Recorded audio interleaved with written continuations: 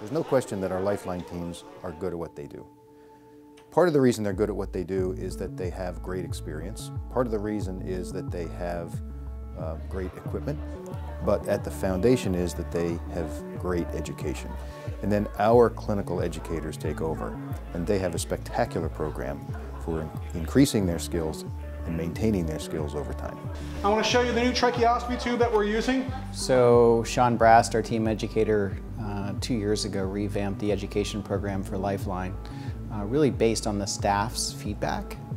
And so we have a full 12-hour day, 4 times a year for our staff. And it gives us an opportunity to really spend a lot of time in the subject matter, spend a full dedicated day with the staff developing skills, having a teaching session, but then going into either a simulation or, like we did today, we used a cadaver lab to practice the skills. So I have the pleasure of having great support working with awesome people. I'm truly fortunate to be able to work with a group of people of very high performance. Much of my work is kind of guiding them in the right direction. It doesn't take too much to get the guys motivated or heading to get activities done, so I'm very fortunate that way. Here at the Mystic Lab, we actually get to work with real human bodies and what it would be like in a real situation. We have a tendency to be visual learners and actually not just visual, but then also tactile. I feel like Lifeline does a really good job at preparing us as staff to kind of go out to any situation. You want to be able to do these things repetitively so that you don't have to think about them.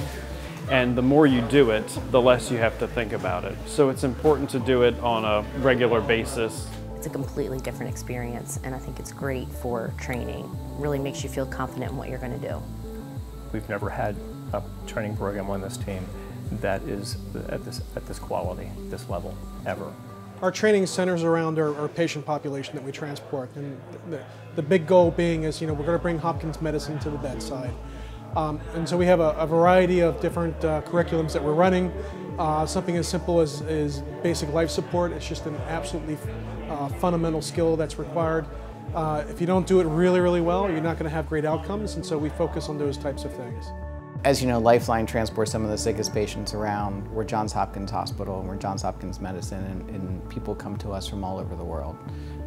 It's our privilege to really take care of them, and part of that privilege is really being ready to care for them, and the way we do that is through our education program.